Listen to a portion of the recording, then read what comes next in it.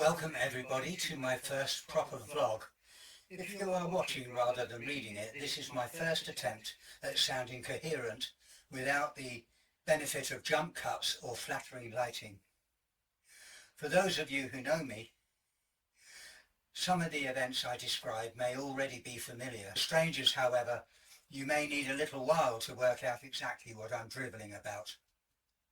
So strap in and buckle up, it could be a rough ride. I hope you'll persevere as I set out the story of my later life, a sort of dead Derrick saga, but first we must visit events way before I was even a gleam in my father's eye. Perhaps we'll discover what made me the person I am. My Catholic dad, a South Londoner and straight as a die in the true sense, was a man of high morals. He met my mother in her native North Wales while he was on wartime leave from the Royal Artillery in Europe.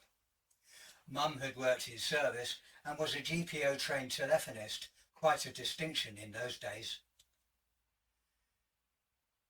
Being of equally high morals and due to her Welsh Methodist upbringing, they were well suited to each other, and such was their spark. They were married in a Methodist chapel on the 6th of May 1944, exactly a month before the Normandy landings on D-Day. They had decided for Dad to marry out of the Catholic Church so that any children they had could choose for themselves what, if any, religion they would believe in. When the war was over, the happy couple made their home in Hounslow, Middlesex, where Dad worked in his reserve job on the buses. My big sister Susan was born on the 1st of December 1946. I have no data about her very early years and is not available to me at this time. Then, naturally, my story begins with my birth at West Middlesex Hospital, Isleworth in 1948. Not quite the second coming, unless Satan was gravid with earthly offspring. I'm reliably informed that I was present, though I don't claim to remember a damn thing about it. This is probably just as well, as newborn babies are notoriously poor witnesses. My mum, who was suffering from TB at the time, apparently went into labour on Friday the 13th of February, an ominous date on which most sensible people would have stayed put. So I did. And true to being the reluctant so-and-so I would later become, I kept her waiting until late on Sunday the 15th before finally introducing myself to the world, presumably with no apology and a lot of dark hair.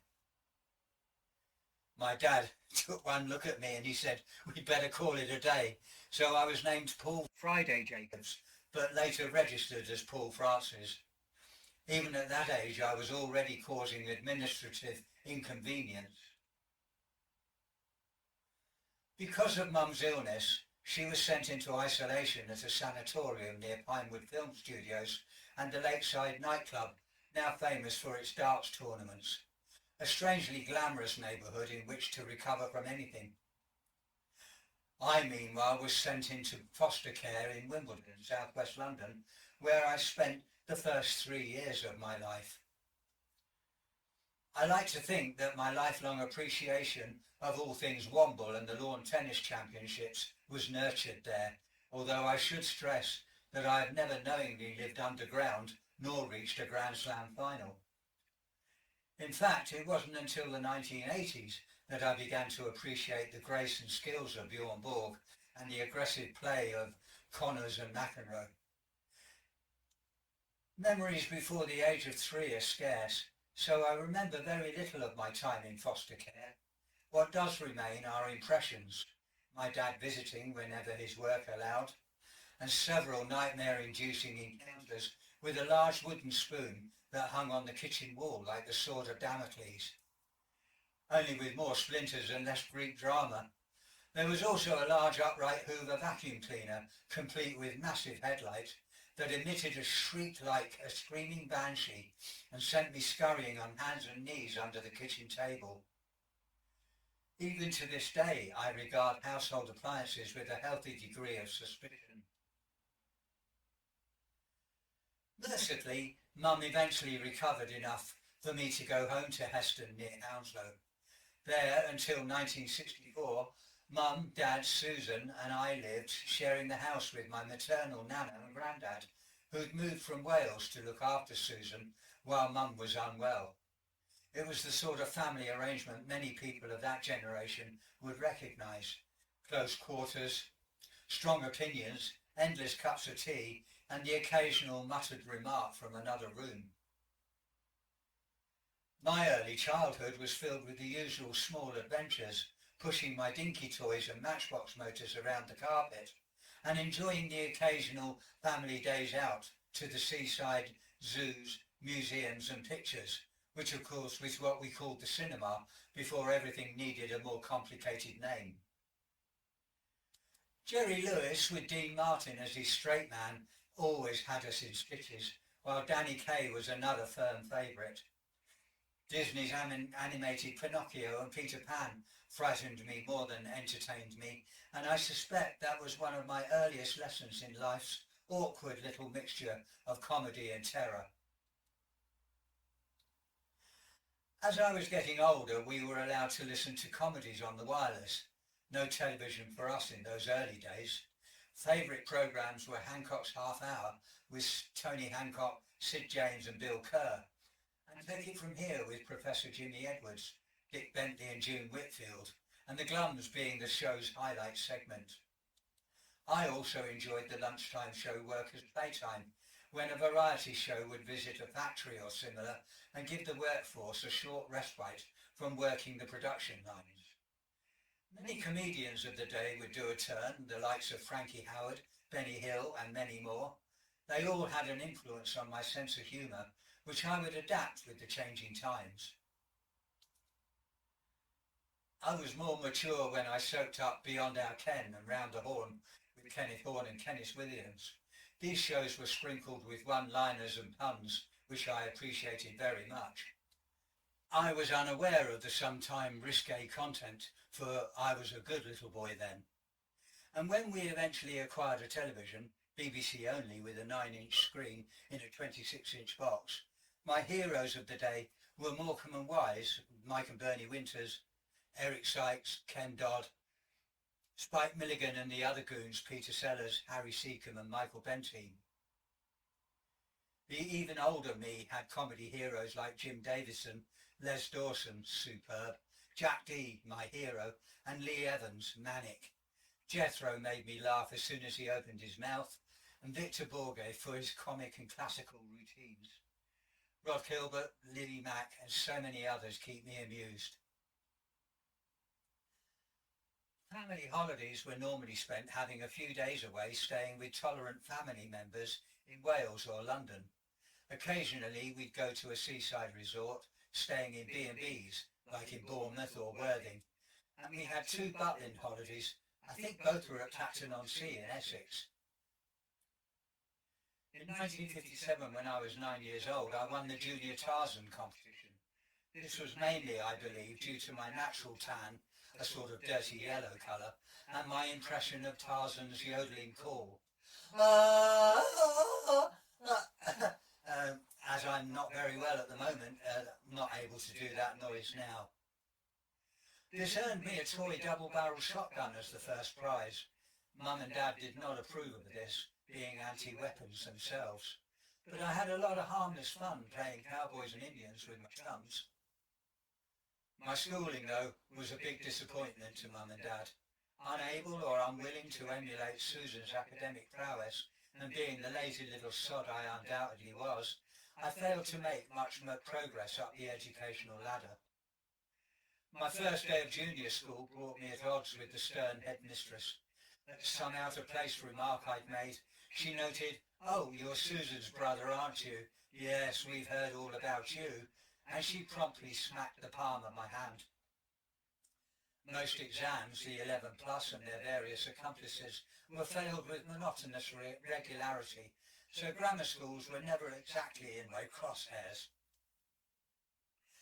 Delinquency, however, beckoned with a crooked finger, and I drifted into a cycle of truancy and petty theft. Eventually, my secondary school had seen quite enough, and they expelled me, much to the annoyance of Mum and Dad. They had probably hoped for something a little more distinguished from their youngest child than official rejection by the education system. By then, I'd been under the care of the council's child guidance clinic due to my constant bedwetting and difficult behaviour, and they suggested that a special school might be the answer to my troubles. Details were examined, emotions were interrogated, and decisions were made, provided of course that the said school would actually have me. After a journey into London to meet the school bursar who chatted to me about my hopes and dreams, and a couple of anxious weeks waiting on the apparently reliable post, the acceptance letter finally arrived. I was to report to the new headmaster, who met us at Banbury Station on the 16th January 1961, my Nana's birthday. He drove Mum, Dad and me to the school just in time for lunch, where we sat at the head table with the staff. Apparently he appreciated whatever sense of humour I possessed at the time, and we struck up a mutual liking and respect for one another. There followed a quick tour of the school and the business of settling me into my dormitory. Then it was time to bid farewell to Mum and Dad, with a promise that I would write every week, and I would see them again on my birthday the following month, weather permitting, which in January was no small caveat. I should explain a little about Swalcliffe Park School. It's situated in the village of Swalcliffe, some 6 miles west of Banbury in Oxfordshire. It was remote, rural, and in its own way rather remarkable. It was a good school, approved, but not in the ordinary sense of the word. It was as far from being a borstal as it was from my Heston home, though at the time I probably appreciated neither distinction. It housed 33 boys aged between 11 and 16, all of whom had in one way or another personal difficulties with their dealings with the rest of humanity. There were 3 classes of about 11 lads and 5 or 6 dormitories. A couple of masters, matron and staff lived in, while others were lodged in village properties around and about. The grounds were a mixture of green fields, kitchen gardens that helped provide our meals, and a lake that was integral to the village wastewater system, not quite the ornamental feature one might imagine. There was also a large expanse of woodland, which was the go-to location for most of our outdoor activities, tree climbing and playing tag from tree to tree, scrambling up the nets and ropes that were hung high in the canopy by the intrepid older boys, and in winter sledging down the steep banks on bent-up sheets of corrugated iron salvaged from local farms. I should add that the phrase more intrepid older boys does not include me. Country walks were always encouraged, and sport was almost de rigueur. Whether one felt naturally gifted, mildly enthusiastic, or, as in my case, suspicious of organised exertion, there was plenty of exercise available.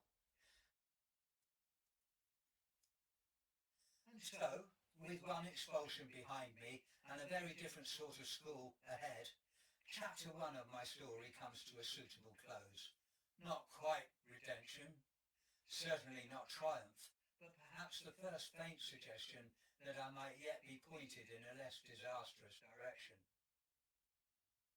Please join me in chapter 2 for more of my childhood and schooling, and I'd like to thank you for watching, and if you can, like and subscribe to be notified when it is released. I need you.